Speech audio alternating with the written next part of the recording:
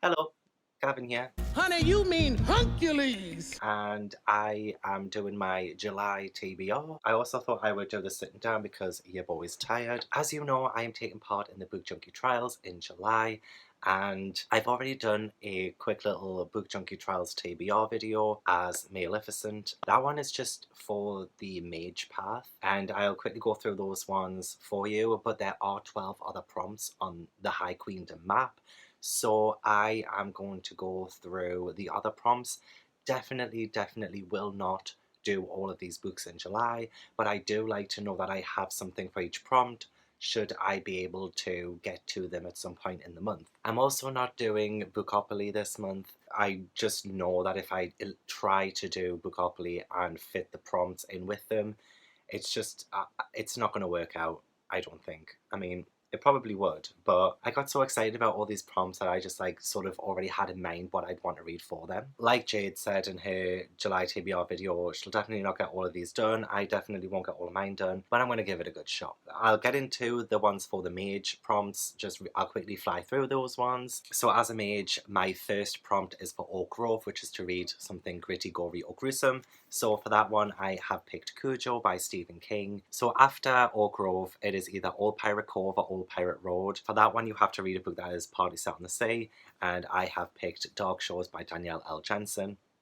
And then we go down to Glimmer, which is to read a colourful or beautiful book. And for that one, I chose Nevermore, The Trials of Morrigan Crow by Jessica Townsend. It's very pretty and shiny. After that, I'll be travelling to Draconic Isle, where you have to read a book that features dragons. And for that, I'll be reading Storm of Swords by George R.R. Martin. Very big, very beautiful. And then we end up at the Bookie Grail, which is to read the group book which is Stardust by Neil Gaiman, but I've just read that one recently, so I swapped that one out for Treasure Island by Robert Louis Stevenson, because you can change this book, if you've already read Stardust, for a book with an adventure to find something lost. And this is probably a really good one for that prompt. Okay, so the other prompts, the reason why you've tuned into this video. So yeah, there are 12 and I'm definitely not doing them all, but I am excited to see what I could fit into these prompts. The first place that I need to stop off at, and I might have to do this after Oak Grove, so I'll go from Oak Grove and sail all the way to Hollow Isle, which is to read an atmospherical horror book, and I want to read Dread Nation by Justina Ireland. Good news, everyone. Good news, everyone! I'm going to be a guest on the Read Rate Review live show for Dread Nation on July 6th. So that's going to be really fun. G at Book Roast asked me to do this one, so I'm excited to read this one for that. So I definitely need to read this before July 6th.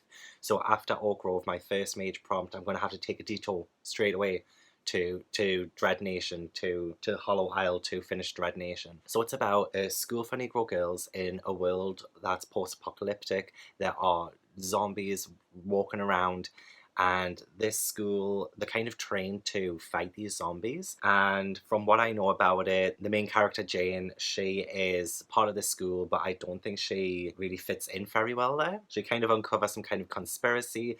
It sounds very like Walking Dead-esque, and I used to love Walking Dead back in the day. So I'm excited to read this one. It's a really great premise. Yeah. And then I'll go back to my Mage prompts, because I've got to finish Storm of Swords by the July whatever for the live show, for that for Catch Up Book Club. So I can finish my Mage prompts on time, get the Bookie Grail, and then do these other prompts. So I'll be heading back up to Crimson Peaks. Now, these peaks are about to blow, so you have to reread an old favourite to help soothe them into dormancy. And for that one, I have picked The Witches by Roald Dahl.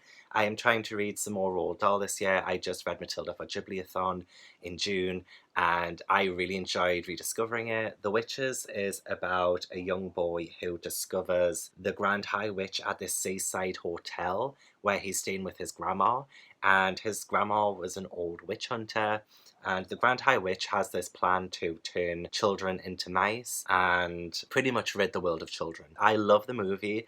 I used to love reading this as a kid, despite how terrified I was of both the book and the movie. Angelica Huston as the Grand High Witch is just absolutely terrifying. I do want to reread this one because it has been a good 20 years since I last read it. I'm really excited to help soothe those peaks into dormancy for this one. So, I mean, I probably won't read this in order, but for the purpose of this video, the Queendom Stone is next. That is the storm of our royal majesty. What are the customs of other royal lands? So that is to read a book featuring royalty. And I am very super excited to read this one. That is Red, White and Royal Blue by Casey McQuiston. I know a lot of people have read it so far. All I've seen are 4 and 5-star reviews. I mentioned this in my mid-year book freakout tag as a book that I am excited to read. So this one is about the Prince of Wales and the first son of the President of the United States falling in love.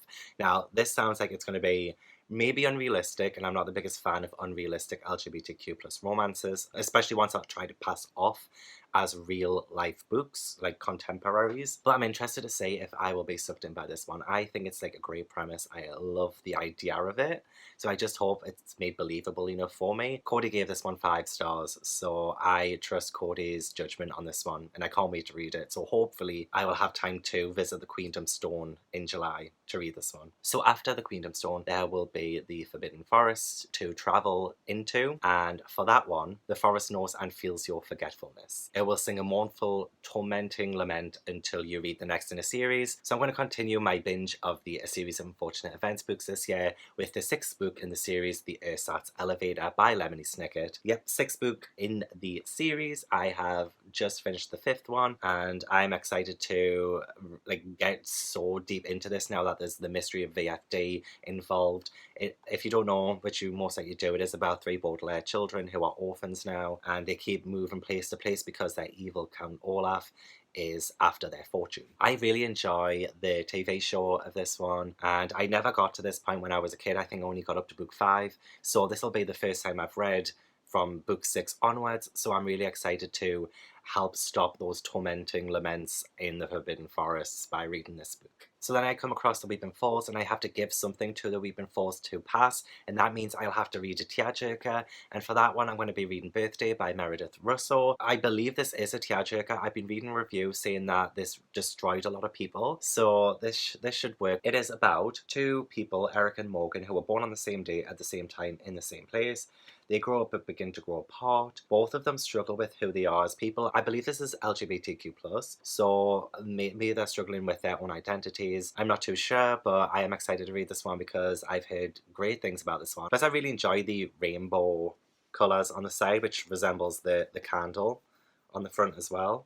So that is just beautiful. That is majestic. And then I get to Dwarf Mount, which fortunately I can, take a little bit of a breather here. But you spot a fair tavern wench. However, the Dwarf Mind's grimy and dusty. It hasn't evoked a romantic feeling, so we have to now read a book with a hint of romance to get you in the mood. And for that one, I think I will read No I Can't Even by Simon James Green. He is coming for a sign-in this Saturday, which I'm really excited for. This is an LGBTQ+ contemporary, but apparently Noah, his dad has disappeared years ago. His mother is a Beyonce impressionist. Yeah, like a Beyonce tribute act. I literally do not know what this is about. I just know that Noah kind of tries to hide his sexuality, I think. But this one has a hint of romance, I think, because a boy kisses him at a party and things go from bad to utter chaos.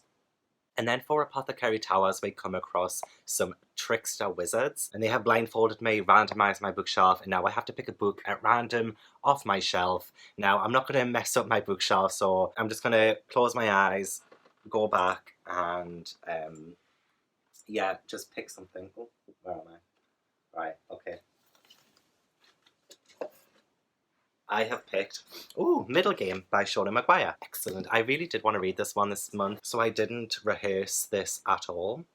But yeah, this is going to be a random book off my shelf to read. This is about twins called Roger and Dodger. But Queen Rachael did give me this one, so it would have been rude not to at least try and fit this one in during the Book Junkie trials. So then we come across a great library, the great archives. Find and read a book that has been on your TBR forever. I want to squeeze in another Series of Unfortunate Events book, The Vile Village, which is the 7th book in the series. These books have been on my TBR forever, since I was a kid and I read the first 5. So I don't think anything's been on the shelf longer than these have. Although I did used to have these in hardback, no idea where they've gone. I have a full box of great books missing. I don't know where they are, including all my Series of Unfortunate Events in hardback, so I've got them all in paperback now, which is fine. I love paperbacks. But I'm going to read this one. You know what a Series of Unfortunate Events is about, and I think I will probably manage to get around to this one. It's quite an easy read. I'll be able to finish it in a day. After the comforts of the Great Library, we come across the Drowning Deep.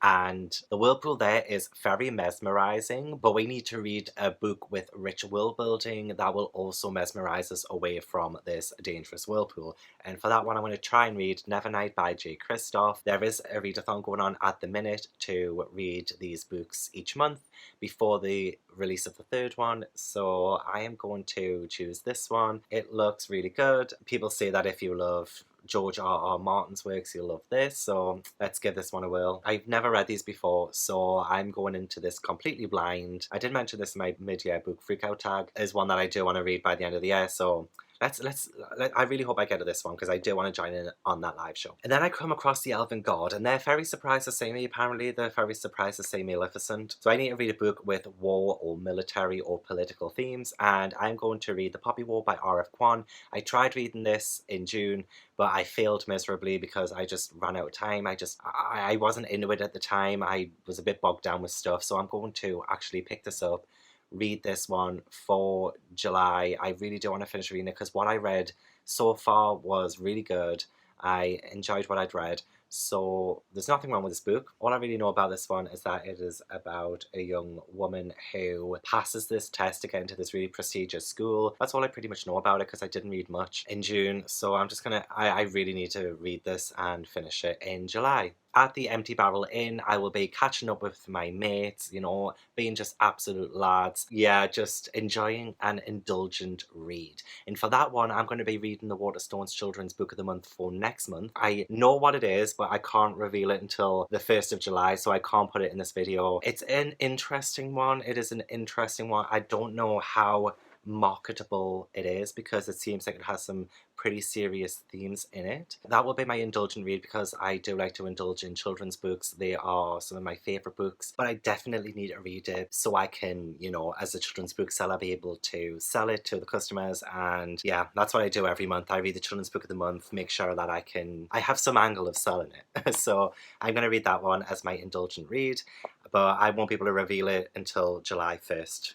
I'm sorry. And then finally we come on to The Giant Squid. I won't even be up to this point. I swear to you, I will not even be up to this point. I'll not read it next month. Like, this is just, it's not going to happen. But I do come across a giant squid who is a fearsome fellow. I need to read a book that intimidates me so that this foe shall be a doddle. And for that one, this is an absolutely huge tome and it looks amazing. I think this has great world building. I believe a lot of people who have read this year have said good things about it. Oh gosh, this is so intimidating, but I definitely won't read it this month. Definitely will not. I think there's a Queendom in this as well, so it would have been perfect for the Book Junkie trials.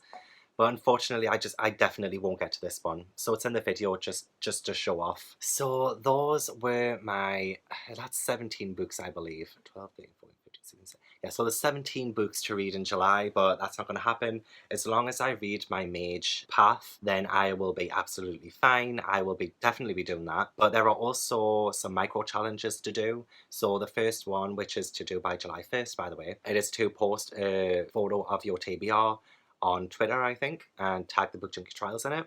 So Mages, if you're listening, please do that. And the second one, which this one is a Mage only one as well, and that is to do like a photo of yourself holding up the best fantasy you've ever read. So be sure to do that one as well, Mages, you know, just for those extra points. And I think that is also around the same deadline as well, so get cracking. So yes, those were all of the prompts filled, and as I said, I definitely won't hit all of those, but it'll be interesting to see which ones I do and how many I can get to read. This one should be very interesting to complete.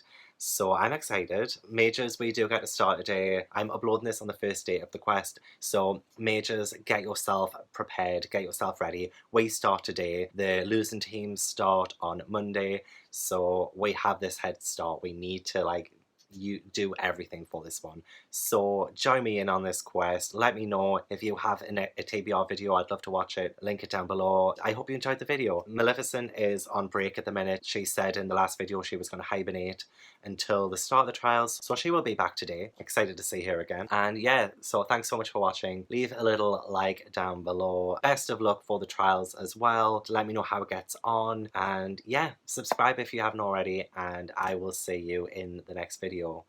Bye.